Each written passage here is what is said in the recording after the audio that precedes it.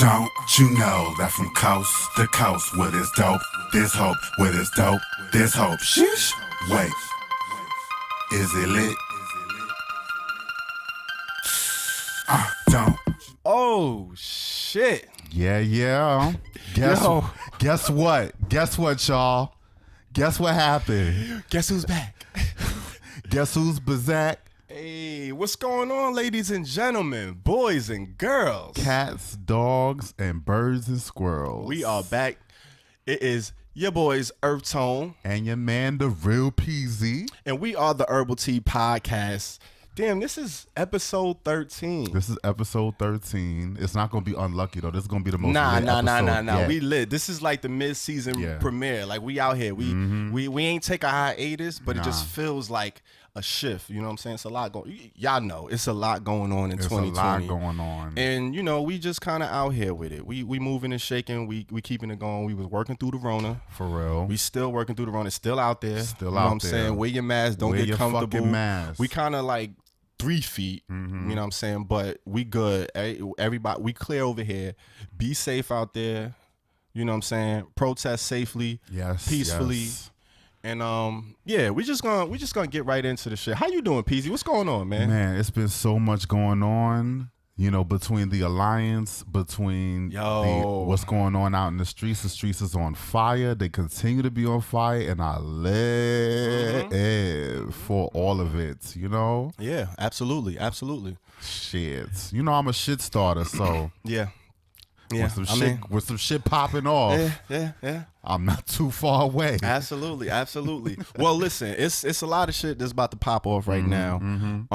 Because we are getting into this music. Right. The shit has been endless. There's a plethora of music going on. We have so much to pick from, such a variety, and shout out to the Q Plus community, because I appreciate y'all for that, for real. And it's not only just an abundance, but it's an abundance of quality. It's a lot of great music coming out, and you know, we try to get to as much of it as we can, but you know, it's only but so much we could get to. Yeah. But with that being said, we just gonna get to the music right now. We're gonna start it up. We're gonna start with a familiar brethren. You know what I'm saying? This is a homie that's based in NY City, where we all are. Right. The former epicenter of the pandemic, but now one of the leaders in the race as far as the, you know, the lowest amount of cases. Knock on wood. Let's not, you know, OD, because it's still crazy out there. It's still crazy. Shout out to the kid Durrty Hanna, man. Shout out to Durrty Hanna. Welcome to the Herbal Tea Podcast. Welcome. Yeah. But yeah, like as I mentioned, Durrty Hanna, he's a Q plus artist, rapper from NYC, Harlem, and South Bronx to be exact. South Bronx. He's the youngest of 4 siblings.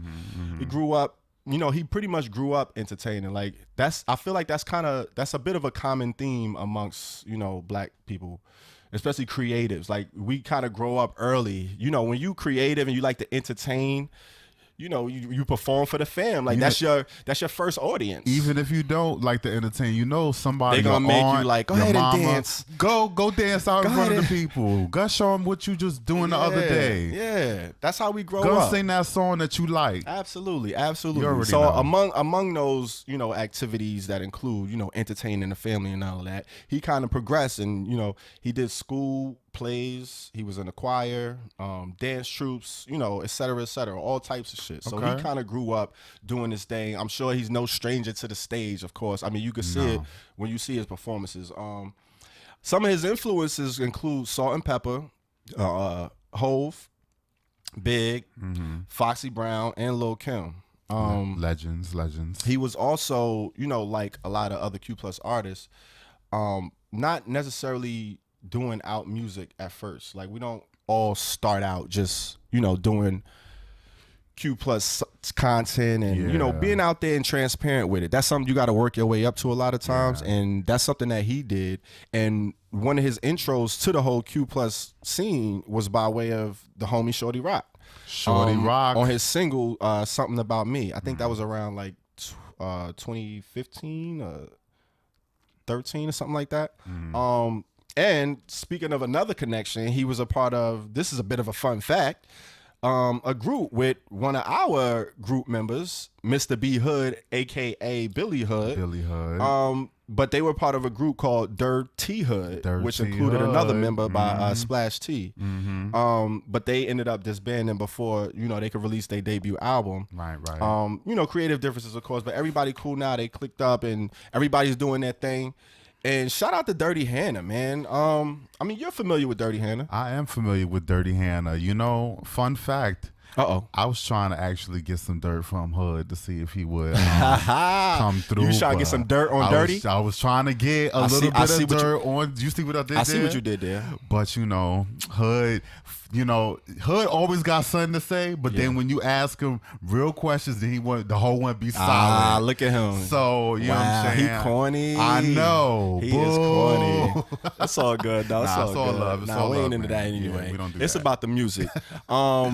But yeah, so we're going to get into this single he just dropped called I Need. Featuring another homie, my girl, Goldie. Goldie Doll is featured on this joint. He put it out in June 5th. 3 minutes, 51 seconds. This is his latest single. He actually put out another single, Wrangler. So he's been on a bit of a streak. I don't know if he's gearing up to drop a full-length project or he is gearing up to drop a full-length. Okay. It's called Gemini. Okay, sounds about makes sense. I'm gonna just get right into it, man. Trust. I fuck with this joint. You fuck with this song. I fuck with this song, man. I like this shit. I gave it a 58% mid. Okay. And, okay. Yeah, and I'm gonna tell you why. Why? Break it down. The production. I mean, when it comes on, it's like Noya, Juvie, Hot Boys. Drop it like it's hot. Like, come on. That shit come on like that. Yeah, with them claps. Like, come on. You already know. That's like chopper style. That's basically chopper style drums. That is chopper style. Oh, shit. Yo, I mean, that's kind of undeniable. You already know what that's setting. Yeah.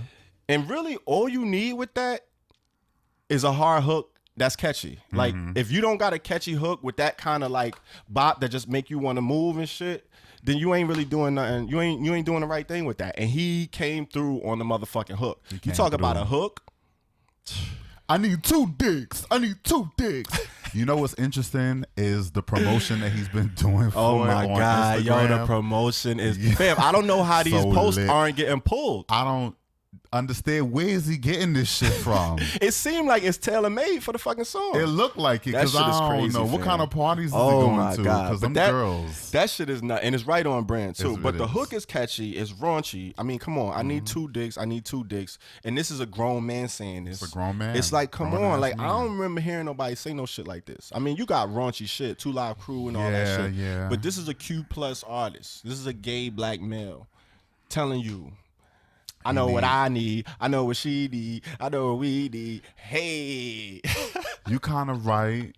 Well, I mean, he definitely isn't the first person to talk about dick on the mic, but the way he did it, Thank you. Know you. What I'm saying? Two. I need two. It's not even like that's a prerequisite. It's like, exactly. Nah, we not even getting We're it not even cracking doing if it. it ain't two. If it's not two, You know what I'm saying? I need one in my ass, Preferably and more, one in but my like mouth. we starting with two. Like, come on. That's what you need. Yeah, like that's like. That's like let's get it that's like light. poppin'. That's light. Oh, so This that's is light. Wow. So you like into monogamy? You kind of late. Wow. You know That's what I'm saying? crazy. Because out here, That's we crazy. polyamorous as fuck, bitch. Hey, listen. But I mean, you know, he took it there, and I gave him all the kudos for that. The beat, the production is dope. He came through. He did what he's supposed to do on the hook. I mean, the verses, he kind of, you know, he rapping. It ain't blow me away. I didn't really catch no crazy lines. He definitely could have did some more wordplay with the, you know what I'm saying? He could have did some schemes. Like, he could have went off with the eggplant and all that, like everything. Like, he could have did a lot of shit. I thought he kind of played it a little safe on the verses. And then Goldie Doll, I mean, that was a great feature. I mean, she's like that's, come on, like that's a no-brainer right there. Slam dunk right there. But she did her thing on it too, but it was more her charm and just her personality. Like she Yeah. didn't really blow me away with the lyrics either. Like Just I her thought she presence could have just there. kind of did it, but she came and she showed up and she did what she's supposed to do. But I thought Durrty could have kind of really went in more because he only really he did 2 verses.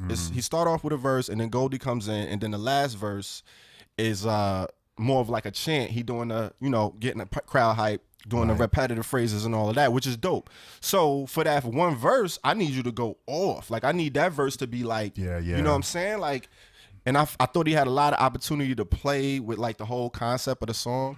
And it fell short a little bit, but it doesn't really hurt a song like this because this is more like an upbeat, just get you moving type song anyway. All you really want to hear is the hook anyway. So it's like, I didn't really kind of penalize him too much for that. But at the end of the day, that's kind of why he didn't get like a loud as opposed to, a high mid. But I mean, I enjoyed this shit. It was, listen, man, it's definitely has replay value. And I know that's a big thing. You know what I'm saying? Like that's not easy to get in a song that you want to hear. Like, you know what I'm saying? Like I be just wanting to hear that hook sometimes. Like I need to, you know what I'm saying? Get some catchy shit you hear in your head. So that's dope. So kudos to him. Shout out to Durrty Hanna and Goldie Dog. They did that, man. So 58% high mid 58% is my grade. high mid. What say you? So, what say you? EarthTone needs 2 dicks. Hey, man, listen. You know what I'm saying? Listen, man. That's his prerequisite. Listen, man. I didn't say it was mine. Hey. But Hey. how I go. Hey. You know what I'm saying? So I pretty much same kind of things that you said. Okay. I do believe he could have went harder. I personally think Goldie out-rapped him. She came through with the Chun-Li laugh. Trust. I love this Goldie. bitch. I love her. And then she ended it with how she ended Her it? closing line was hard. Right. Niggas fall in love, but it's cap. Yeah, I was like, she body. No, she stole the show. She I mean, that's did. why I'm like, she showed up and she did what she was supposed to do. She did what she was supposed to do. Yeah. That's what you do on a record like that. I gave it a 49%. Oh, okay. And basically the same things you were saying. I personally, the chopper style beat, you can't go wrong. That's what I'm with saying. That's an sampling them. alley-oop, B. It's a fucking Louisiana Southern classic. It's an alley-oop. It gets the party started. Layups. Anytime you play that shit, you could play that shit here in the right place and niggas will get down to that shit. Absolutely. But just personally speaking, we hear this being done a yeah, lot. I mean, So that's kind of really what it is. But doesn't take away from the fact that it's like it serves its purpose. It's a party starter. It's fun as fuck. It's a fun song. It's fun as fuck. So shout out to Durrty. Word. Twerk rap. It works. I need 2. I need 2 dicks. God damn, nigga. All right, what you doing? Like, All right. who we got up next, man? Okay. This is all right, I'll let you tell it. This is yours. Go ahead. Bring this one in. Here we go. All right. So the next artist bringing to the stage is Teyana Taylor. Now, here's the thing about Teyana Taylor and why we are, reviewing her now is because there was an article out there in Forbes that was talking about one of the singles from the album we're going to talk about. She did a song called Morning, which we reviewed on the show on. Yes, her and Keiynan. We reviewed this in our second episode and in she January. was an ally. And Teyana was an ally then, collaborating with a Q+ artist. Exactly. So that's what we gave her. But when I saw the Forbes article, I was like, why do they refer to both of them as queer? And I'm looking to find out if she actually said it. She said it officially. But, at the same time, she has a really, really close affinity with the Q+ culture. She grew up around ballroom. She kind of she speaks up. She's like very, very hardcore about the ballroom. She included that in the WTP video, Work That Pussy video that was on her last album, KTSE, which that video came out after we reviewed her single with Kalani.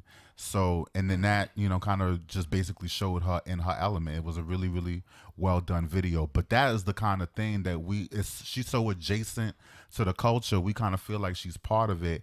And, you know, to tell you the truth, I don't think she would be offended by being named queer. I don't think so either. So I think, you know, we're okay with just, you know, letting this one ride and kind of giving her flowers, and her representing as a Q+ artist is not a bad thing. And we're gonna give her flowers until she tell us what she don't want them. Until she don't want them no more. Because she clearly straddling the fence. She really is. So, you know, we're gonna give it to her. She either ally or Q+, but as of right now, July 2020, she's Q+. She's Q+. So we're gonna make her. We claiming her. We claiming her. We are claiming her. So she, of course, is another Harlem born and raised. In the motherfucking. I didn't even realize that until just now. Right. You know what I'm saying? Okay, Harlem in the building, and then we just interviewed Mr. JFK. James Keith from Harlem, who represents Harlem in his district. Is the world trying to tell us something? I mean, Harlem is kind of always where it's been. I'm not even gonna lie. You know, I just feel. Shout out to Harlem, man. Shout out to Harlem. They doing their thing. But we definitely gave you a more detailed synopsis of where she come from in the second episode, so you can definitely check that out. Absolutely. I'll just say, you know, she countless times has referenced ballroom culture, and like I said, she did the WTP video, which kind of celebrated all of that, and she has a cosmetic line with MAC makeup coming actually this month. We're shooting this a little bit before July, but this is coming out for July, and that's when her cosmetic line is coming out. Okay. And she stated she did it because MAC was the first company she witnessed celebrating people of color and the Q+ community. Dope. So these are the type of things, you know, that we're kind of going by. And we're reviewing her album, The Album. This is, I think, her third or fourth. She has 3 other projects. I think it's her third, yeah. But I'm not sure which one of those is EPs. But I know KTSC was definitely an album. That was an album. And The Misunderstanding of Teyana Taylor, her first joint in 2012, is an album. But and I know she got one that's named like a Roman numeral. Yeah, or some shit, like 7. So I'm not sure if that's an EP or whatever. Yeah. But this is her 4th project. We'll just say that. Okay. It came out on Juneteenth. Come on, man. Talk about some shit, on man. Juneteenth. Wow. That's kind of June 19, 2020. She surprise dropped. Well, she didn't surprise, but she kind of had a little bit. She just dropped that shit. She just dropped this like, motherfucker. Everybody knew she was coming, but like she just was like, she did not announce no date, not really to too much press. And so here's this album coming out on Juneteenth. She looking like Grace Jones on the cover. Yo. She's giving the entire life of you. Listen. Teyana. This track, this album.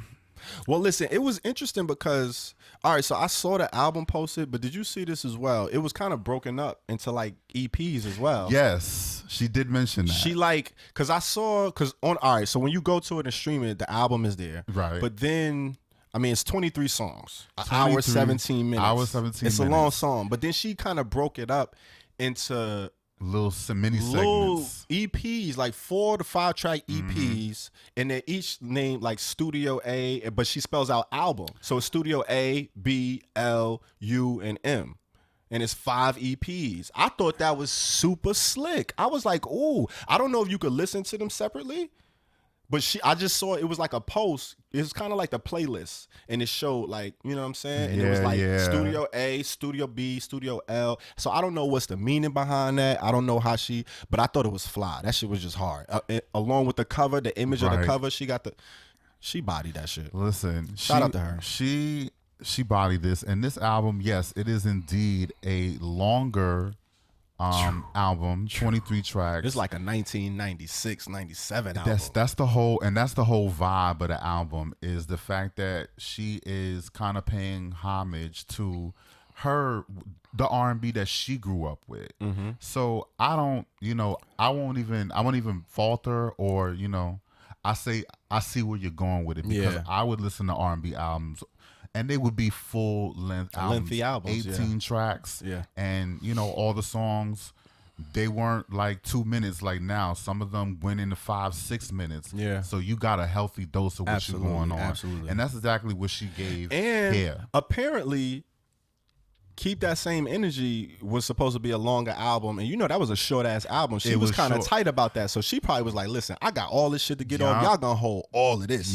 Hold all 23 of this." This was her. This is kind of her managing. I saw the interview with Angie. She said she was the one that's really hands on with every beat, every little thing that you could think of with composing the album. Yeah. She had her hand in it, so it was definitely all her. And I'm so glad that she had full support by good music and the distributing label, because that's always a pain in the ass. It's kind of a struggle for, and it's always a thing. Artists. Yeah. So artists complain about that a lot, but they definitely gave her. I think where she was doing the thing for Kanye with the 7-track for KTSE. Yeah. Well, everybody kind of did that. Everybody so she had fell to into do that it. template, but she like had to do it. But this one, she's all her. Let me get my shit off. Let's get it.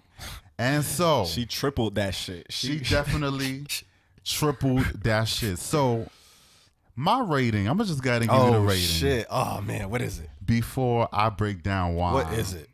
I gave this an 83% Oh, fire. shit. Bring the fire trucks out. Yo, we've been calling them. I know they know the address by They now. probably they know already the know. address. We've been calling them a lot lately. We've been calling them a lot lately. I'm not mad at come that. through. I'm not mad at that. Listen, this album is probably one of the better or best R&B albums through and through that I've heard in a long time. And I'm talking about, I'm gonna say this. I'm a casual R&B listener, but I do listen to it. I do invest myself in these artists, even though I don't listen to it as much as I used to. Yeah.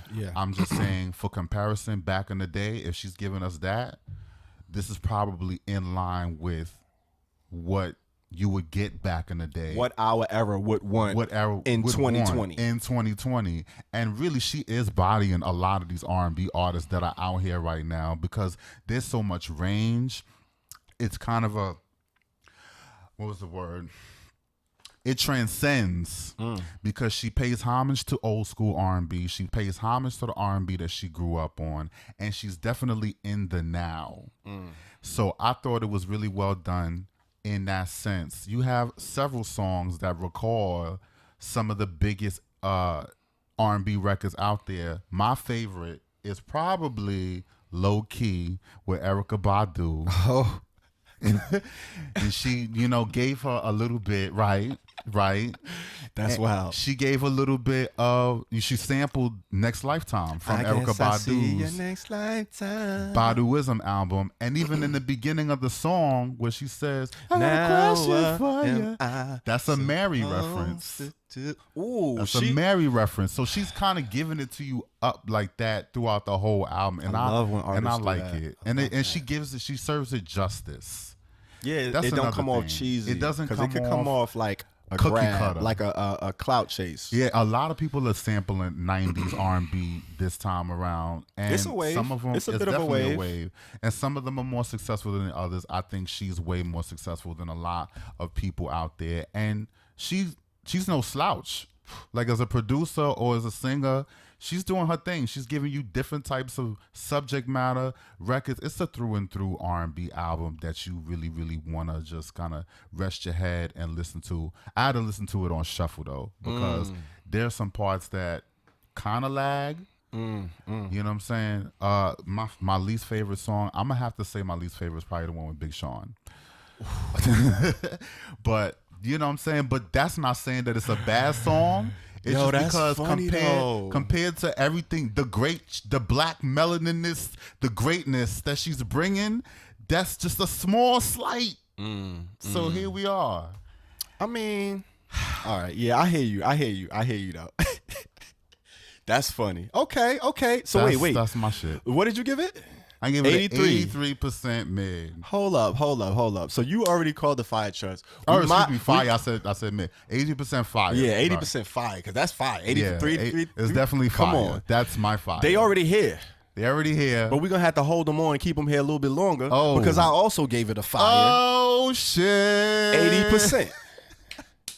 You know what I'm saying? A fire 80%. I don't know what you want me to do, but they here anyway. We might as well keep them around. Keep them around. You know what I'm saying? Yo, I mean, pretty Fire. much you already got it cracking. Everything you said from the imaging, the album art, the artwork, the breaking it up into the EPs, the complex simplicity with just calling it the album. Fuck it here.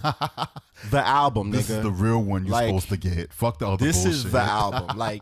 Nah, that was cute, but this is the album. This is it. This is the shit you need to get. You know what I'm saying? 23 songs. She gave you an hour and 20 minutes of just music, just R&B. I mean, come on. You can't. I mean, listen, Chris Brown gave us what? 50 tracks on an album. Did. So he kind of pushed the brain. This is like halfway through that. Back in the 90s, the mid 90s, around that era, that was the standard. That was the 20 standard. You had 21, 20 tracks on your shit. You got, 18 was a short album. You got 80 minutes to fill up, and a lot of people filled them 80 because that's they what wasn't you could fit on the playing. CD. You get 80 minutes. So, but then niggas realized you was only getting paid for the first 10 songs, and that changed the whole. That changed the kind of whole. The thing. business went awry a little bit, and then MP3s came out, and it was like, all right, nah, we singles out here, like singles. what? Yeah, but no, but the record industry fucked that up. Yeah. But she gave you a healthy, but that's why when you know artists, when they do this, they really care about the music, and she probably got like hundreds of songs in her bag that she could just, you know what I'm saying? Like this is some artsy shit. Yeah, but absolutely. It's not just a whole bunch of filler. Like these joints. Even the bad songs that I don't like are still well produced. You wouldn't give them she don't have no at least it's like a mid. You know what I'm saying, like a low mid or something like that. But that's 23 joints, 23 songs. I Most like of 19 of them. Come on, fam. It's it's too much. All right, I'm gonna give you my favorite joint. What's up? So that's why when you was talking about the Big Sean joint, I hated Big Sean verse. I'm sorry. Big Sean, I'm sorry, but I hated that verse, my G. I hated the octave you was in when you started. It was just like man. Like, come on, Big Sean. I don't like when he do that. I like when he spit. And he went back up and he kind of tried to pick it up at the end, but it was just like, nah. It ain't work for me. She could have did without a feature on this joint. I feel like if she didn't have the feature, it would have been a better song. Would have been a better song. Because the shit she talking about, she just like, look. And this is the shit I love about Teyana. She sings. Her voice is like, she has the most beautiful voice you've heard. Like she got that edge to it. She got that soul. She got a sprinkle of Lauryn Hill in there. Like she just got, you could tell her influences. Yeah. But she wears them on her sleeve. But she's singing beautifully about some of the most hardest aggressive shit. I know. So that juxtaposition is just like, it's perfect. I love it. She like, I will shoot some shit up in here, nigga. Don't play with me. Don't play like, with me. What? Like, what are you talking? It's me. Yep. It's me. She was singing my life. It's TT. Like, I will shoot this whole club up if you play with me. It's peasy. I will shoot this shit up if you play with me. She not playing on this shit. She went in on this. It's not my favorite joint. My favorite joint is actually in that same note though. Wrong Bitch. You like Wrong Bitch. Listen, I love you like this wrong song. Bitch. Okay. You got the wrong bitch. You got the wrong one. What? And it's mostly hook. Yeah. It's mostly just her chanting that. But I love that. I don't know. It's something about that. And it's something about the melody of it is just so, it's fitting to the beat that she chose to do it over. She bodied that to me. It's classic R&B production. It got that snap. You know that snap. Them crisp. Them, come on, that's like the classic R&B joint. You kind of setting yourself up already when you do that, and then she deliver. It's sensual, it's sultry, but it's still aggressive at the same time. It's like you got the wrong one, and it's not super aggressive. It's just it's she getting her point it's across. Just like like don't think it's aggressive. Yeah, like but in the most. It's like, listen, loving way. We cool right now, but don't act up and don't think it's play yourself. Twisted because I got options out here. And if you push me the right one, I'm not playing. I'm out. So don't think I won't skate, because I will. Like what did she say? You be saying things, but you only see it your way. Baby, you could be replaced. Swear you making a mistake if you think I won't skate on you. Come on, man. She will skate. She out of here. Like, you got the wrong one.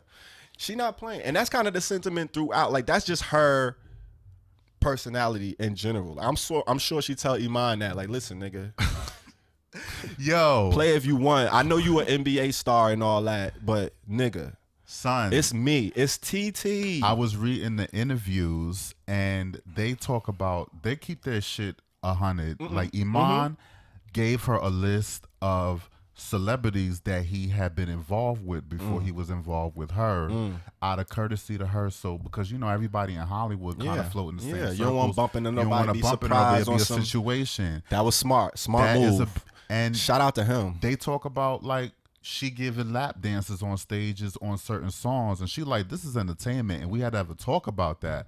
So this is the realness that you kind of. If you can't be that real with your partner, then you don't need to be palpable, with that person, right? Because you have to. Can I say this though? I mean, you are interrupting my spiel, but go ahead. Go ahead. I'm gonna let you rock. I'm gonna let you rock. Nah, go ahead before you forget your thought. I just had to put in this one. She was in Missy's videos. Like 3 of them. She was doing a little museum entrance, kind of doing the overacting shit. Yes. The misdemeanor. Oh, she was over. She was extra. It was good to see her, and I didn't know that she had a relationship with Missy like that. So when she showed up on the album and brought Timbaland in and gave you an old school Timbaland beat, and they killed it, and it sounds just like what they would have did in the early 2000s, late 90s. Like she just did it right. Like I just I feel like her and Tory Lanez, I like the way both of them do it. Because Tory Lanez does the same thing, but he does it different. Where it's mostly like he just pretty much flipping the actual songs. Like he just taking all songs and just flipping them. Whereas she kind of like interweaving the more the essence of the genre in that era, right, into her music and kind of updating it. But it's dope either way. Like I love it. But another one of my favorite joints, which actually hit me by surprise, and this is like I rarely like have these type of reactions to songs, but the song "Lose Each Other," that ballad, fam, like that shit. I honestly came to like tears. Like that shit hit me on some emotional shit. Damn. It was just like, damn, bro. Like she took it there. You could tell that came from like a real place. Yeah. And it was just like, and listen, that shit hit home for me. Cause it's just like you with somebody for all these years. It's like, come on, bro. Like love just don't dissolve. It just don't, you know what I'm saying? Like that shit, like what do you do with that? It's different now, but it's still like, damn, like never, like I can't ever we just never ever gonna talk again, like ever in life. Like it's just rough. And then she going in and she giving you that, but her voice, like the beat ain't nothing but a piano. She said that sounded like some loud shit. Like she just had a piano player come in and just like, listen, I just got some shit to get off my chest. Yeah. It's like 2 minutes, but it's like a strong emotional ass. She like, listen, I'll still go check on your moms. Like, I'll still holler at your brother. Like, we could be friends if you want. It ain't gotta be like, you know what I'm saying? Like, it's just, woo. That song is different. But she goes from wrong bitch to like lose each other. Like, talk about the range and then everything in between. Listen. Fire 80%, ladies and gentlemen. I don't know what else you want me to say. 83 fire for me. It's TT, man. We here. It's TT. I honestly thought, and the single that we reviewed is on this album too, Morning with Kalani. Joint with Kalani. That's also on. And I think I gave that a fire. It's just like, come on. I know I gave it a fire. I heard the episode. I think you gave it a loud. I gave it a loud? You gave it a loud. Oh, shit. You sure? I'm sure. I'm quite positive. Damn. I had to go and research that shit. You know what I'm saying? A loud is allowed, though. I mean, by itself, the song is high. We saying the song is high anyway. It's just, but it's on the album. I didn't know it was gonna be on the album. It was a pleasant surprise. 23 joints. She might as well have to throw that bitch on there. Like shit. Fuck. What's one more? Like what's one more? Throw that bitch on there. But she got Quavo on there. She got Iman Shumpert on there. Her husband. Which I didn't love his verse at first, but the more I listened to it, he got it off. He didn't. He didn't land the delivery for me. Right? I don't know what he was going for. But it wasn't bad when you listen to what he's saying. Yeah. Because he's kind of One last thing.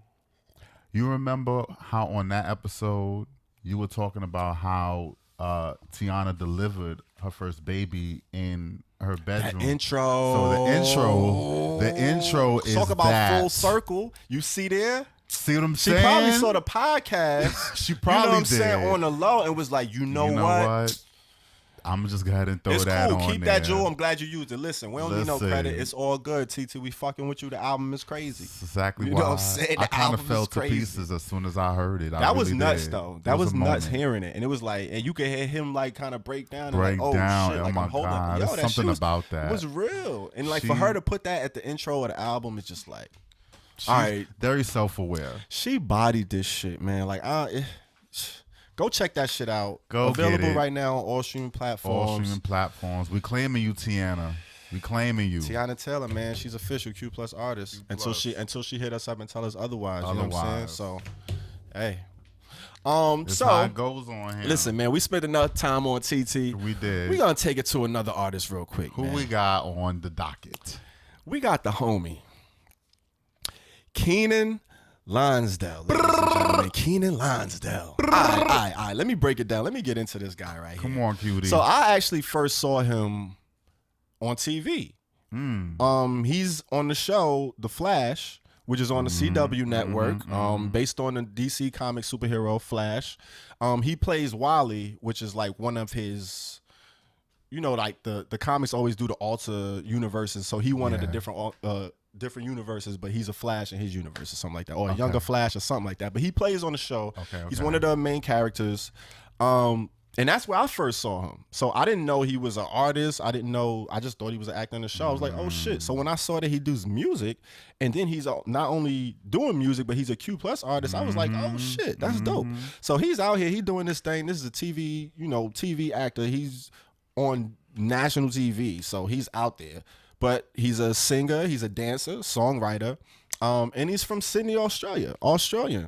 He comes from a Nigerian pops and an Irish moms. Right. As I mentioned, he was on the show The Flash. He's the youngest of 11 siblings. Oh, he has 11. It's a lot of them. So his moms and pops, they both had kids. Okay, gotcha. Kind of, you know what I'm saying? So he got like, which like a lot of us, we have that. Like your pops might have a couple of extra kids on the side. Your moms might have been married, but got to your pops. She already got a kid. Woo. It goes like that. But he's the youngest of 11, so he got a big ass family. He a baby. Yeah, the man. baby. Fun fact. What you got? He was actually an MTV VJ for like 2.5 years. That's kind of crazy. Like, so he dibbles and dabs. He's been doing a lot. He's definitely a personality. Yeah, he's been doing a lot of things. In 2017, he stated that he was attracted to people, you know, regardless of their gender, which technically makes you, I think, pansexual. That's kind of pretty much, you know, the vibes they giving up. But he kind of sidestepped it and he was like, all right, I don't really want to identify. Like, I choose not to identify myself as anything, which I mean, you entitled to that. You have every right. But at the end of the day, I think he got a boyfriend, so or he got pictures out there with a boo or something like that. And then he has a song which we're gonna review today, which pretty much tells you what it is. Fun fact. Oh shit. Fun fact. Shit. You mentioned Flash. I did mention Flash. And so I saw a couple of his interviews, and one of them mentioned right before he played the Flash character on CW.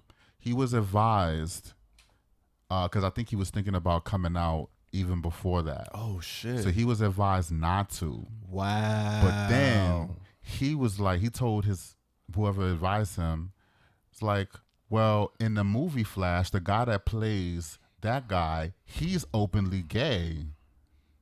And he's allowed to go through. So what's that all about? Because he's white. Hollywood. And I always talk about Hollywood. That's the Hollywood shit. That's Talk about exactly Hollywood. what we're talking White about gays, out here. all of that shit. Or Like, why is that a thing? But it's of a course, thing. It is. That was 2015. It is. And as you can see, he And that's clearly why, took his and own that's one of path. the reasons why people always say, like, if you have any black in you, you're black, because that's how you get treated. He's half Irish. Yeah.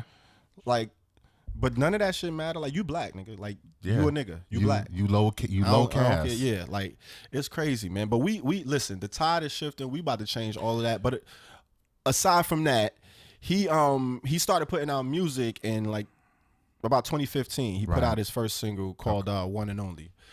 So we're gonna check out his single actually, which is on a project he just put out at the end of May. Right. But the single is called "Gay Street Fighter." So I'm like, you know, he say he don't want to really identify himself. But I mean, he pretty much giving it up. Like He it is what it giving is, it and up. I get it. That's more of a transitional thing. I think that we kind of do to make ourselves feel more comfortable. It's like instead of just jumping in the pool, you dip your toe in. Yeah. Like, ooh, let me see how the water's. He's real in the quick. public like, you know eye. What I'm saying? He's- So you got it's a sensitive situation. He's still pretty young because he's about maybe 20, He's 21, like 22 nah, he's like 26. when he came out. Oh, when he came out, yeah. When he finally came out, he was about 21 years old. So I'm talking about the Flash characters. He did this a few years ago. Oh, yeah, absolutely. So, you know, that's kind of the range that you go. He's just in a different kind of context because he's a star. Yeah, absolutely. So you're going to go through a little bit more. And that's what I'm saying. Like I said, I saw him on TV. I didn't know anything. Like that's the first time I Right, saw him. I was like, right. oh shit.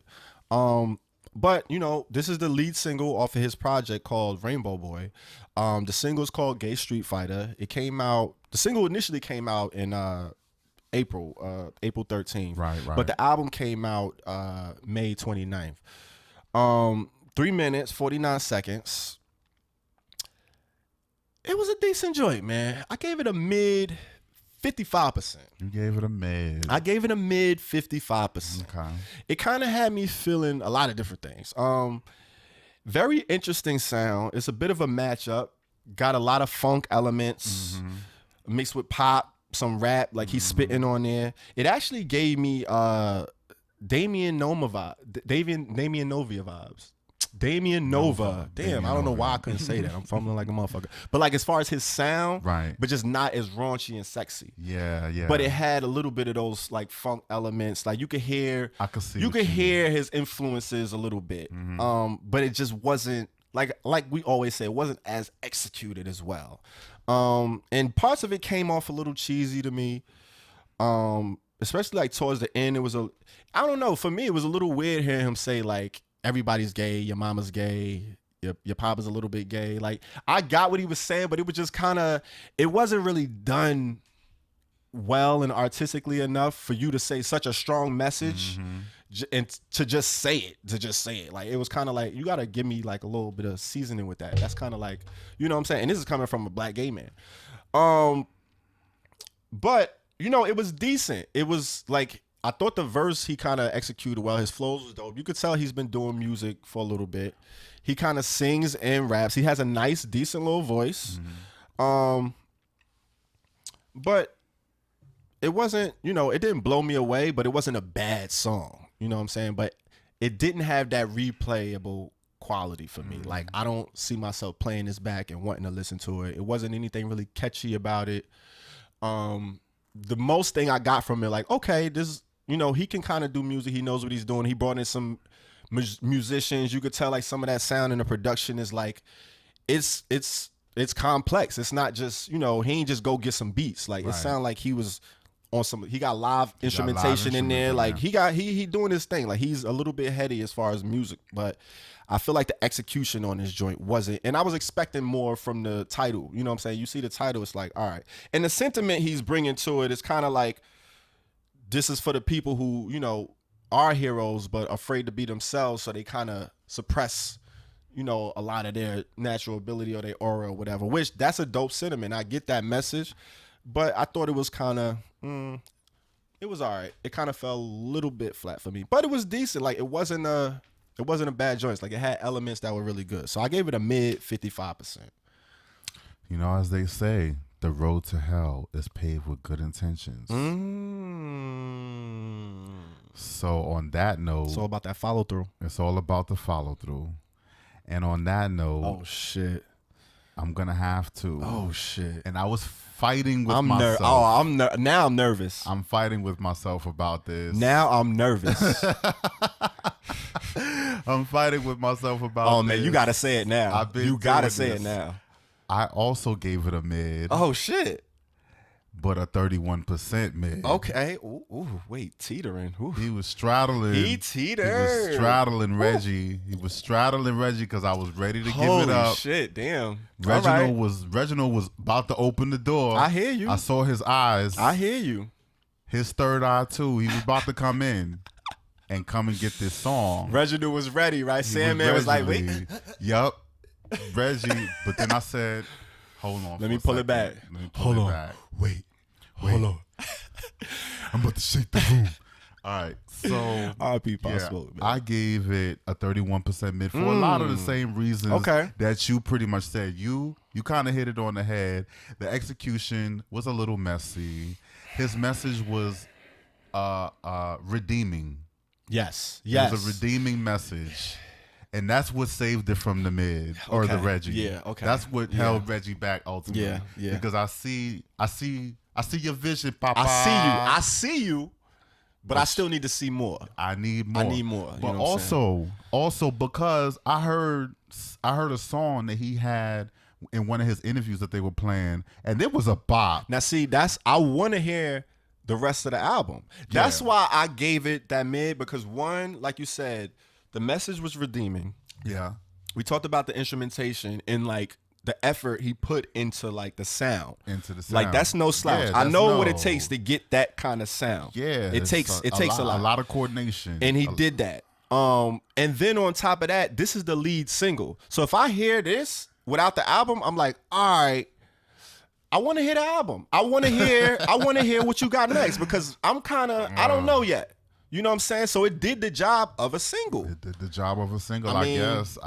Well, in a certain extent. At the basic job of a single, which is to try to get you. I wasn't excited for it, but I was intrigued. It piqued my interest, which, I mean, in 2020, the way shit's moving now, like, for you to pique somebody's interest, that's tough. That's a lot. It ain't easy. I'm not even saying anything against that. I just said the song was a little bit of a downer for me. I hear you. Listen, we agree on a lot of the cute points. kid. He's a very cute kid. Yeah, but that's why I want to hear the rest of the album, because I got to see what he's doing. And it's a full-length project. It's like 15 joints on there. So I know he got some fire. You got some fire in you. Yeah. That wasn't it though. Yeah, it wasn't. I mean, so you got a mid 55% and a mid 31%, and you see how the mid range could it's a range. It's the mid range. It's a low. You got low mid, you got high mid, and you got some mid. I had him like in the mid, but Peasy was like, nah, nigga, like you almost caught that Reggie. You gave you lucky you cute because you lucky because. Yeah. Shout out to Keiynan Lonsdale, man. Gay Street Fighter is the single. The album is Rainbow Boy. Talk about leaning into it. He giving it up. That's another thing I give him to.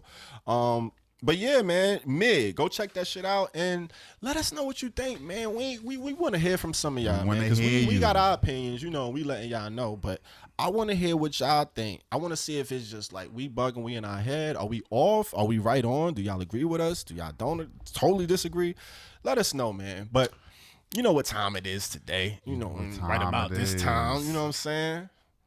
It is time for the ally of the day. I love the ally of the day. I love allies. Shout out to the allies, man. What's up, man? Ally of the day. Yeah, who we got? Is none other than Queen Bey. Beyonce. Beyonce, y'all. Listen. We don't need to do a whole introduction. Man. Y'all know what it is. We're not even gonna We're not even gonna disrespect her like that. Stop it. We said Beyonce. You know what it is. Stop it. Stop playing. It really is. You kind of, if you don't know who she is by like, now, stop it. We're not gonna explain why she an ally. We're not gonna explain who she is. She is who she is. Like, go ahead. Pretty much. Get your shit up. I mean, okay. I'm gonna give you just a little bit of go a ahead. primer. Nah, I'm just fucking with you. Go ahead. You know what I'm saying? If you don't know who she is, Houston bred, H-Town, singer, songwriter, producer, actress, who began in Destiny's Child. The lead singer. Say my name. You already. The legend. She's a global phenomenon. 6 studio albums plus the material she's put. 6. The solo joints, plus the joints she did with Destiny Child. I think they did 4 albums together, plus a couple of remix albums. Let's see. Became a global superstar and brand unto herself. She really is, because you just say Beyonce and it kind of elicits a whole. She's like an empire, like right. When you say, I wrote this in my notes. When you say Beyonce pretty much every windows who you're talking about. Fam, like, come on. $400 million net worth. Ivy Park, Matthew and Tina's firstborn, Solange's older sister, highly influential phrases talking about put a ring on it, and I woke up like this. 160 million records with Destiny Child and hers together, 24 Grammys, 28 VMAs, handful of films like Dreamgirls, Austin Powers, Gold Member, Austin Powers, and Obsessed, which I went to the movie theater to actually go see think I that missed monstrosity. It was terrible. Oh my God. I definitely missed that. So we're going to get into her new record. It is called Black Parade. It came out Very fitting. Also on Juneteenth. Look at that. You see what I'm saying? I like the theme we got going here. It's a lot. I like it. It's a lot of it going on. I like here. it. And I'm going to go ahead and just give you some straight. Oh, shit. And then I'm going to talk to you about the song. Let's get into it, man. Fuck that shit. We ain't been pulling no punches so far. Now, Fuck it. It is a 70% loud for me. Ooh, okay. 70% loud. Okay. And I'm going to tell you, basically, the song is really, really good. And just her really going in on her whole blackness. And by extension, blackness in general. All of the things that we think of when we talk about black culture, when we talk about the pride we have, when we talk about where we come from, when we talk about the spirituality. And the spirituality thing is what really got me. Because she made a reference early in the song to Oshun. And here's the thing, when she did that, a lot of people already follow Yoruba tradition, which is where it comes from. I'll get into that in a minute.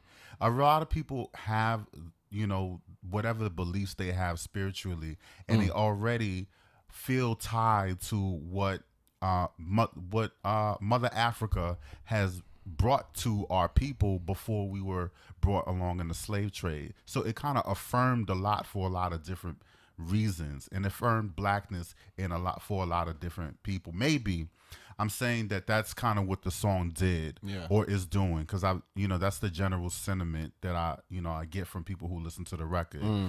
Oshun, for those who are not familiar, comes from Yoruba tradition. Yoruba is an ethnic group from Africa. It is basically one of the largest ethnic groups from Africa. A lot of them come from Nigeria, Ghana, Gabon, West African countries where the slave trade kind of began. So a lot of those people who were put on those, who were, becoming enslaved to go to America, already carried these traditions. And then, just along the way, we kind of have to adapt to whatever we had to do at the time. So, you weren't able to celebrate your culture like you were in your home country. So you kind of had to turn it into something else. One of the things is Santeria. Santeria is basically Yoruba tradition mixed with the Christianity, because you were forced into Christianity when you got to Cuba, and they were, you weren't allowed to practice what you were practicing before. So they mixed both of them. They and stripped you of all of your shit, your culture, your religion. Exactly. And now you got to follow this shit. And so this is the way that they were able to preserve some of the things that they acquired from their, former country. Makes sense. And it kind of got passed down to, Cuba. So that's just one aspect of black I did not know that. spirituality. I heard Santeria, especially like Pusha T, Santeria. Yeah. But I it's didn't a real really know. thing. Like, Okay, that's from hard. the sacrificing chickens and all of that, It's a animals, thi- that's it's- really yeah. part of that culture. And I'm not saying that that's Yo, even it's all of them. it's something to that. We ain't gonna get into that. This is not that type of podcast. Yeah, it's but- deeper than rap. It's really Yeah, deeper than all rap. right, But that's yeah, what yeah, she leave was it at making. That was a reference that she did, and I was kind of happy to hear that. So it really said to me that she's kind of really about this life. She's in tune. She's not kind of fucking really, around. really in tune. She's fucking with it. She's been kind of dropping hints since, for a while now, at least since per Beyonce album, and then the Lemonade album kind of gave a little bit of that too. So it's right on brand for her. And in that way, I feel like it's a little safe. because this is the time to actually speak up on that. And the production wise, it's a pretty easy. It's kind of an easy thing to kind of put together because it's a bop, and this is what we're gonna listen to. Yeah. And so I felt like it was safe. It didn't really do too much to make her stand out from what she was already doing before, and it didn't bring too many new elements into this type of record. It really is just a bop and just her going in like a rapper, kind of. So that's why I said it was a loud 70. 70% loud. Okay. Yeah. I actually gave it a 58% mid. Going off the tail end of your shit. That's why I like the way you rounded it off. I was like, oh shit, that's like an alley-oop right into my shit. Because for those same reasons is why it was like, okay. I mean, Beyonce is Beyonce. She can't make a bad song. Like, it's Beyonce. Like, you know what I'm saying? She got a certain standard that she just gonna hit every time. Pretty much. I mean, this was cool. It's a decent joint. I like it, but it didn't blow me away. It was alright. Black Parade is right on brand with everything that's going on right now. Let me drop y'all this little Lucy, keep it relevant. I can't really go out and do my tours and concerts right now, but I gotta stay in the mix. You know what I'm saying? I'm gonna hit y'all with this. Honestly, it sounds like a joint from the Lion King soundtrack that didn't make the album. Damn. Damn. And not that, I mean, I'm sure she had a lot of songs that didn't make the album that are fire. You know what I'm saying? Like, everything can't make the cut. But this, it has that sound, it has that vibe, it has that tempo. And I'm like, Beyonce, she probably just was like, all right, yeah, hell yeah. But, yep, that makes sense. Let me drop this on Juneteenth. I'm going to save this. I get that. It probably was some, and there's nothing wrong with that, nah, but that's kind of what it gives. Yeah. Fun fact. Oh, look at this.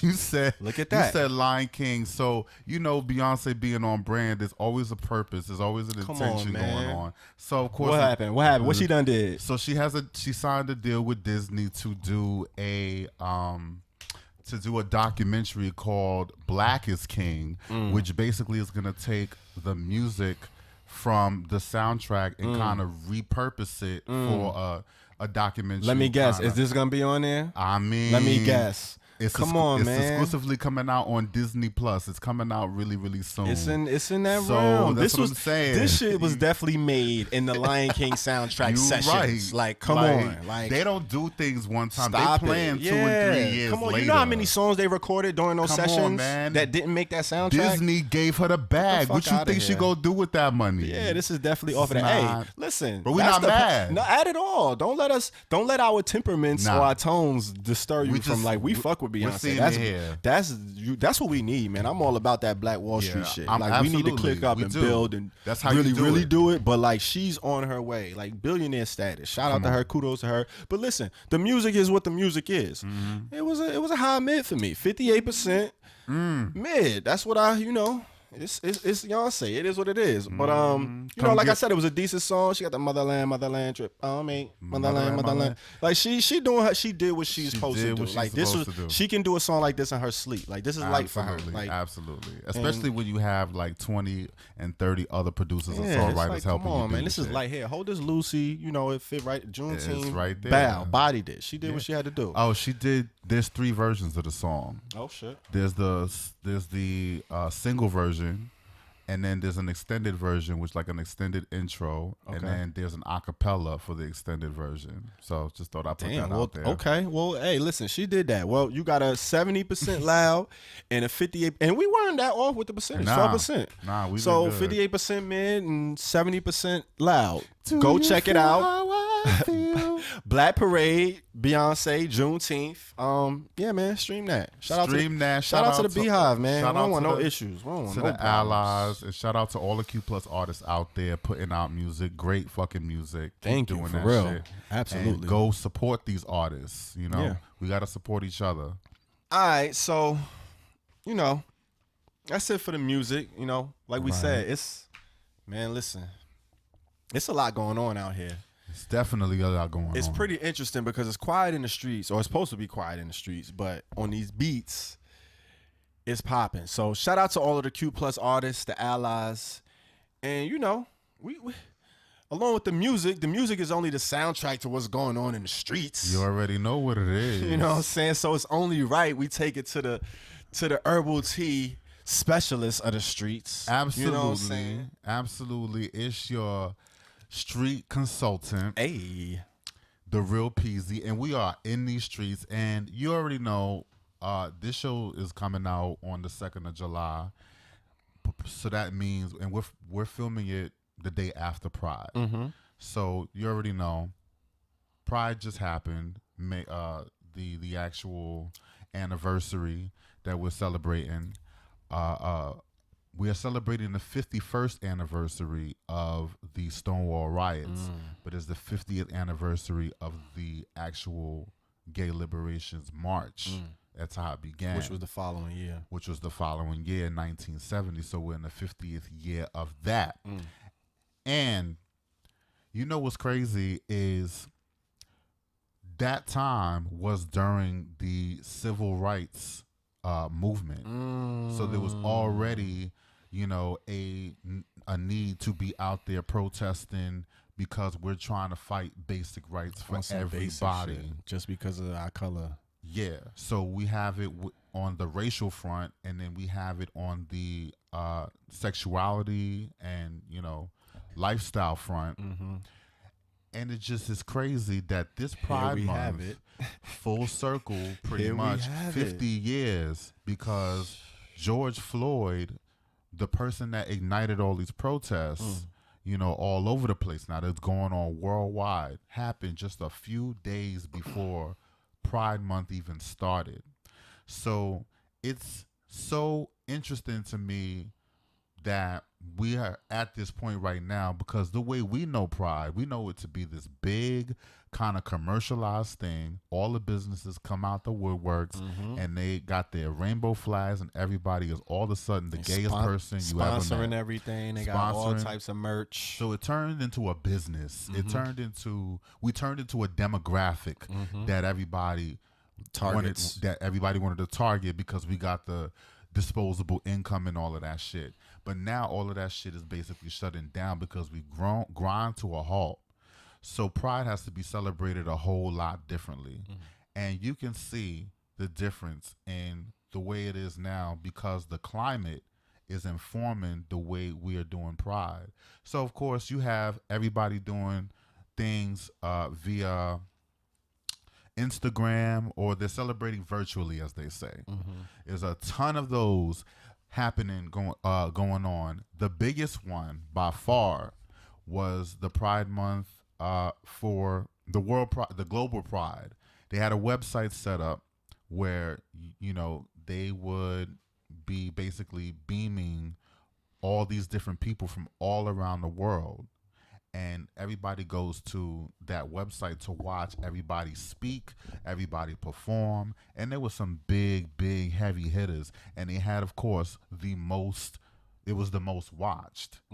And it was going on for 24 whole hours, like 24 hours from... That's a long-ass event. Early Saturday morning to early Sunday morning. It's like a telethon. It was exactly like that. I didn't see any of it, but from what I read, you had a whole lot of heavy hitters on there. A lot of your main gay mainstream celebrities, Laverne Cox, Todrick Hall, Adam Lambert, performed on there. Big Frida was on there. You also had Speaker Nancy Pelosi speaking. You had the Dixie Chicks performing. They now go by the Chicks. I thought that was funny. Man, listen. Salute to them, man. Like, salute to them, though. Like, still, because it's like, I get it. They've been out It's here. like, but just the gesture. Like, that's the important thing to zone in on. It's just like, they didn't have to do that. They didn't. That's they built their name off of that. They did. And I mean, it's a big deal in their circle. Yeah. Like, imagine the amount of people that's upset with them for doing that. Yeah. But and imagine more people that are paying attention. They're other fans. So it does send It's a like, message. what can you do? You gotta. That's like one of the things that they could have done to shine light on it. It's like, I respect that, as opposed to you getting out of your pocket and feeling like you got to go down and protest or like scream on somebody for some. Like, do what you can do. You know what I'm saying? Like, I appreciate it, man. Shout out to the Chicks. They were definitely one of the guests that they had on this, Pride Month virtual group. So a lot of people showed up. It was the most watched. You even had, I didn't even know this, one of the other guests that was on there was the first gay prince of India. And his name is Prince Navendra Singh Gohil, I think is how you pronounce it. First gay prince, because obviously. Interesting. And he came in and celebrated global pride during the whole celebration. So it was a really, really big event. That's basically. dope, man. But while everybody was having their little virtual prize, because everybody was having them, Coney Island had one, Amazon had one, Club Quarantine had one. Amazon had one? Amazon set up some virtual shit. Yo, they got their hands on every fucking thing. Right. God. But while everybody's doing their virtual prize, there was still action going on in these streets. Of course. Definitely. The streets is on fire. Streets. This is my shit. The streets is alive. on It's fire. alive in It's the alive. So don't think that for a minute that the streets was not really popping in certain cities, because just as we said in the beginning, pride has become this big commercialized thing. Now we go back to the roots. It's a full circle. Pride is a protest. So you actually have people all in different cities protesting for pride, but now they're incorporating Black Lives Matter. So it's a whole different thing now. You got cities like Chicago who organized the march for Black trans women, and you have places like LA and Indianapolis all organizing Black Lives Matter prides in conjunction with gay pride. But here's the thing. I like the fact that they're doing that now, and the fact that they're doing it is definitely a step in the right direction. But all I can really think about is us as Black gay men. We have to have our own space, because we never really were invited or really felt welcome in those spaces that cater to mostly white mainstream kids. So there's always needed to be a dialogue between us anyway, because us meeting at the intersection, we're kind of torn, because, you know, we don't have the support that the main gay mainstream media has at all. And this is exactly why we exist, because there aren't enough platforms. There are none. And it makes me kind of sad, especially when we have all of these deaths happening because kids are, you know, in families and they're being ostracized because they're not being accepted. Have nowhere to turn to. Don't see anything on the media that reflects them. Highest rates of suicide, highest rates of, you know, just being drug use, because there isn't really anybody out there that they can see that they can connect with on a personal level. So this is why, but like I said, I'm just saying, I'm making a point as the fact that this dialogue between us been needed to exist, but it's good to see us manifesting. Finally. The irony, not so ironic, but Black Lives Matter started with three Black women, two of them were queer. The gay liberations movement started through two Black transgender women, or transgender women of color, Sylvia Rivera and Marsha P. Johnson. So isn't it crazy that we have these celebrations started by people who are basically the most ignored, like as far as in society, you know, the most vilified Black women. We have these big organizations that come from the ideas of these women. And now is the time for all the reckoning. Everything is happening and everybody's getting together and having these conversations. I just think it's a real interesting time. And I love how they're like Chicago is doing it, and a couple of other cities were doing it for Black trans women. It's just means that this dialogue needed to happen. What say you, Mr. Tone, about this whole thing? It's just interesting that we as humans always gotta be pushed to the extreme for like any type of real change to happen. Like we never get it by just seeing it once or twice, or just, you know what I mean? Like, or it just has to happen to somebody close to you, like for it to settle in and sink in. Like it's always just as easy to ignore it, or like not really care about something that you don't necessarily have to deal with like directly, every day.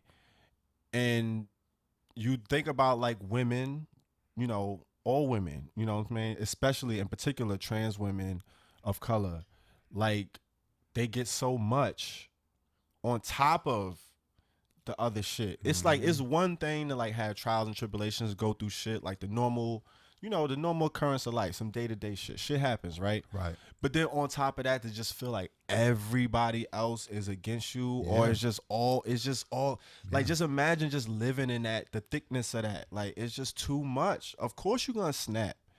They gonna be the first ones to snap. The hungriest motherfuckers is the ones to snap first. Like, you get pushed to the brink, it's like enough is enough. Like, and they get the shit popping, and then it's like everybody already feeling it. The vibe is already in the air. It just takes that ignition of the flame, and it explodes like dynamite. Like that's kind of what we seeing. It's just sad to see that the same shit is happening 50 years later.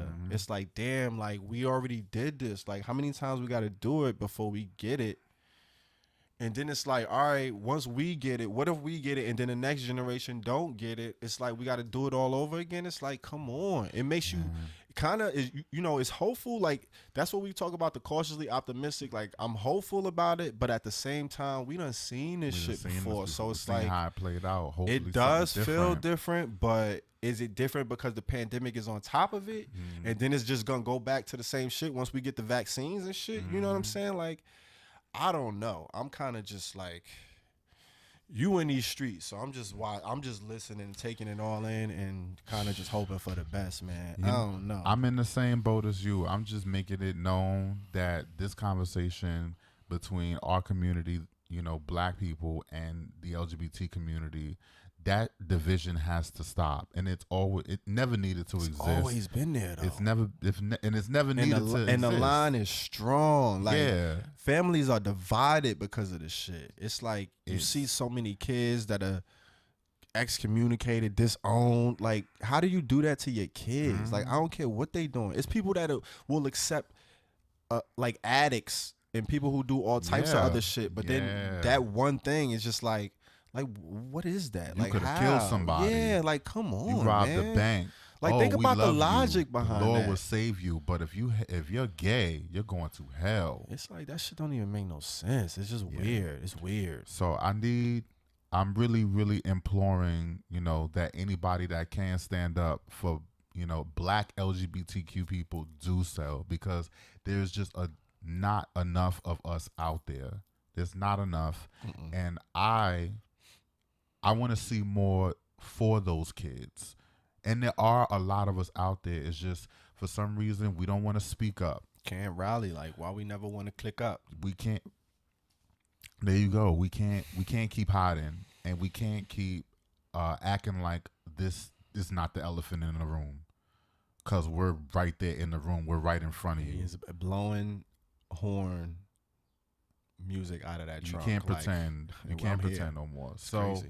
Let's get it. And I'm just glad to see that this is what was going on for this edition of Pride. So happy Pride Month to everybody. Hey man, happy Pride out there.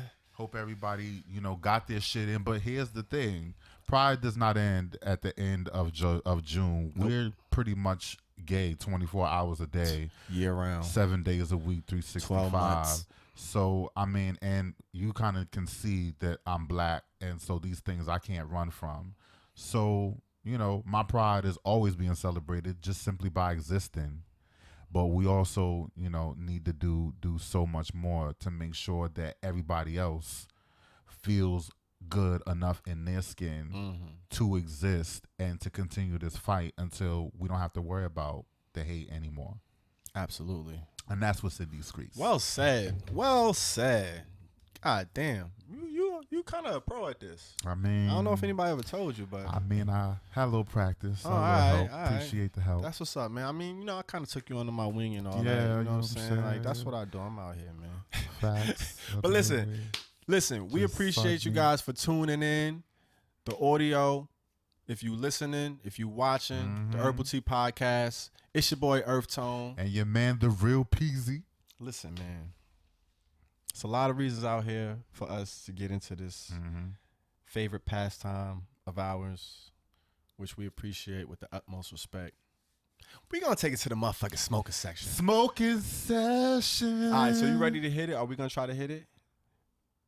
We're gonna have a smoking session in the smoking section. Come on, man. Wow, we got it. Finally, we live. We can get it. We can sync it up. That Zoom shit, you can't. It's like a delay. It's like a lag. delay. Nah, that shit go. But Don't hey, work. shout out to Zoom for keeping everybody in tune and connected and all of that good stuff. Big because shout out to Zoom. that shit has been a savior. But yeah, hit that, light that motherfucking piece up. Let's get That it. shit gonna show. Okay, the colors looking. It's not that bad.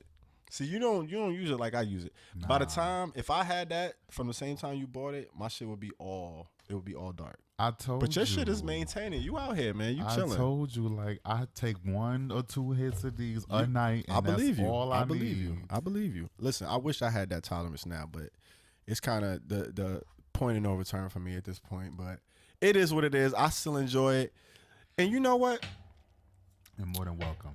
Oh shit, I'm a partake. But today we're gonna get into not the bud, but there's another venue or route per se to take on this marijuana journey. What kind of venue we talking about? We talking about edibles, man. Edibles. What are edibles? Like, what the fuck is an edible? I know you heard the term before. It's like, all right, edible, you can eat it. We know what the word edible means. But when you're talking about weed, marijuana, 420 culture, cannabis, and all that, what the fuck is an edible? Like, what are they referring to when they talk about do you or have you partaking in edibles? So we're going to break it down. Let's break it down. All right, so let me hit this. Go ahead and get that. Go ahead and hit that real quick. We don't got no edibles for y'all today. But we did have edibles a couple days ago when the Alliance had a session. There was a truck right in front of the bank off of Times Square. And I got a couple of like sour beers, sour gummy bears. The Sour Patch gummies. See, those are dangerous for me because if I have more than one in one, like in my access, Right. I'm gonna eat them shits because I love Sour Patch kids. Mm-hmm. But so all right, we're gonna get into it. All right, so listen. An edible is pretty much just, an edible food project. An edible food product that's infused with marijuana. So examples could be, weed brownies, cookies. They got lollipops. It's all different types of pastries. We just mentioned Sour Patch Kids, candy. It's a wide range of pretty much anything you can eat. You can infuse it with trees. So there's 2 different ways to create an edible. You have, you could just put the marijuana in the shit. Like if you cooking with it or you baking with it, you could put some grounded up weed, in a cake or the brownie. That's how you make the brownies. You kind of just ground it up and put it in there, right? Or, you can use marijuana infused oil, cooking oil or butter, which, you make a butter, you make your weed butter, boom, boom, boom. And then you just use the same instructions to create with it. So when they say use butter or oil, you just use the marijuana infused oil, and that's like you chefing it up, like that's cooking with it. You know what I'm saying? So those are the 2 different ways that you can create an edible. So a lot of people see this as a healthier option to smoking because, like we said, the smoking component of inhaling marijuana and all of that is just bad for you. It's not, you're smoking at the end of the day. Right. But edible, you eating it, you kind of ingesting it in a different way. But there's pros and cons to both of those. So the different ways the THC is broken down as opposed to inhaling it and, ingesting it orally is when you ingest it orally, like if you eat a weed brownie, the reason why it takes a while to kind of hit you is because it goes through your liver first. So you got to digest it, got to pass through your system, and then the liver filters it out and metabolizes it, and then it enters into your bloodstream. So it's a longer process. So that's why it takes a while, and that's why people might eat a cookie or eat a bite and be like, I don't feel this shit. And then, all right, 10 minutes, 5 minutes, let me eat some more. Maybe I ain't eating enough. But mind you, the first bite you just ate is still digesting. He's still working his way. Like, hold up, let me make my way to this liver. Yeah. And you like, nah, you ain't feeling like, but you got to be easy. And then that's why people always get, it's something that they call edible regret. It's a term for it. That's a thing? I saw this shit, man. I looked it up and I was like, oh shit, it's a thing. It's called edible regret. And it's when people, like I just explained, they eat a little piece of an edible which is a sufficient amount, but then because it takes a while and they're not aware that it's going to take a while to kick in, they go ahead and eat more. And then by the time the first one kicking in, the second bite is still kind of trying. And then they just keep piling on top of each other, and then you just get hit with one big ass wave, and then now your face melting and shit. Get smacked. It's just like it's too much.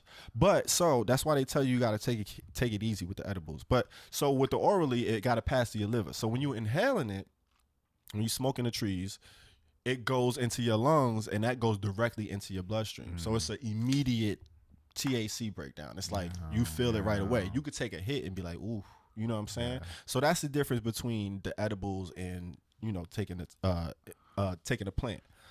Now, the whole thing breaks down. That's why it gets even more tricky, because when you're smoking it and inhaling it, you're getting it directly into your lungs or going to your bloodstream. That's a direct hit. But even that still has different effects from individual to individual. It varies. You know what I'm saying? Like you could take Tylenol and have different effects than I'm going to have.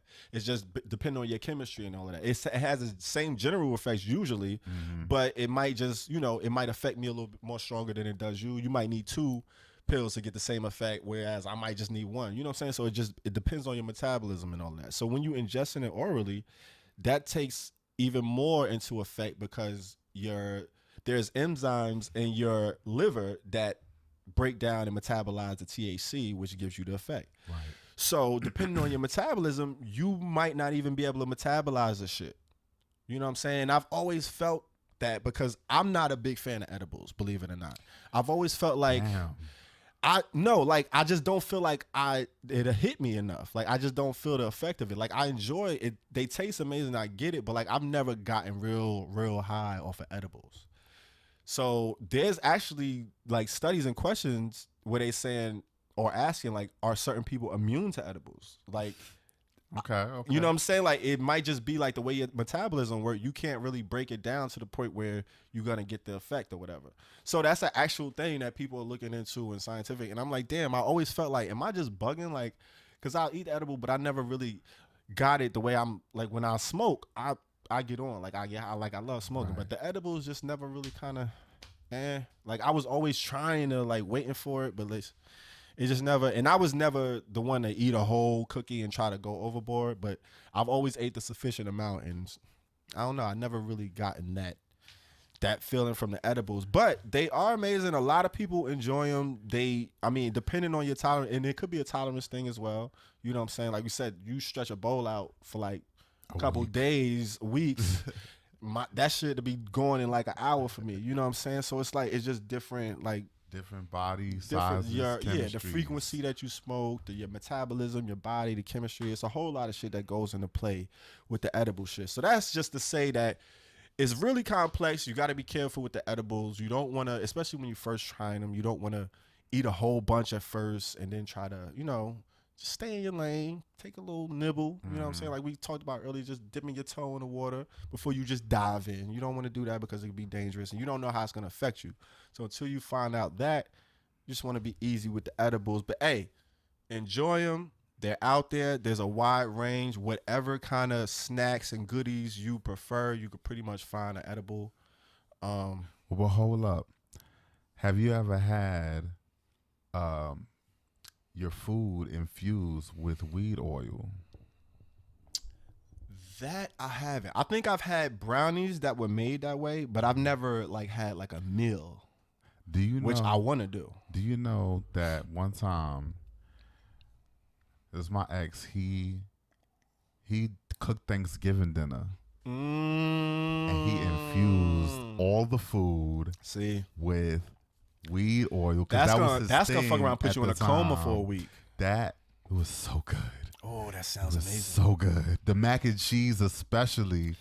Get into that. Now there are chefs. That's a thing. Like that's a cooking, like the way you have like music genres. Yeah. There's a cooking genre that's just marijuana infused cooking. Like they infuse and these are like top of the line meals. Like they cooking like gourmet type shit. I'm trying to like, find out where that. There's a thing, and I'm sure soon, like the more the regulations change and the shit becomes legal, they're gonna be marijuana infused food restaurants and all that type of shit. You know what I'm saying? Well, you can see all that shit coming down the future, but there's a lot going on with the edibles and the food. And the other thing that's kind of interesting is they talk about like the same way I'm saying like the weed edibles don't really affect me or hit me like that. You can have a different reaction to like CBD edibles. So they are different. And it might just be like, because a lot of people take, you know, that, like we said, there's a lot of positive effects to the THC and marijuana as far as, you know, healing certain ailments or, you know, nausea and sleeplessness, insomnia, shit like that is good for, which CBD you can have, and that's just, you don't get the high effect. So maybe I'm still getting the effects of the CBD or the THC, but I'm just not getting the highness because of the way it's breaking down in my liver and enzymes. So they kind of break down like how that shit is. It's just different when they get into it, and they're really breaking it down how it works and how your body reacts to it, and it can have a lot of different you know, reactions depending on, you know, your makeout and all of that. So we need to find a restaurant.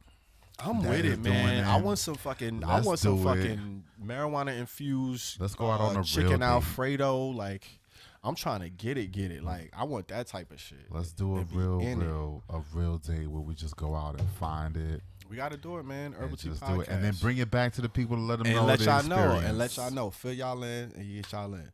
So, I mean, that's what it is. Now, I hope you're a little bit more well-breathed in edibles and what an edible is. And, you know, have you ever had an edible? Well, we just talked about you should have had an edible. Of course I've had edibles. What's like your favorite? Like, my favorite probably has to be the cookies because I've had some real good cookies where they use the weed infused oil, and those are the best ones when they use like, because you could taste it, but it's not overpowering. It's like a flavor. It's just a little bit of it's like seasoning. Brightness. Yep.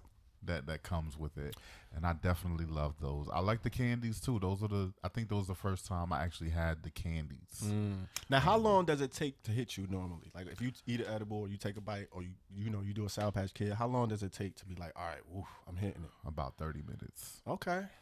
30 minutes. See, that's the metabolism.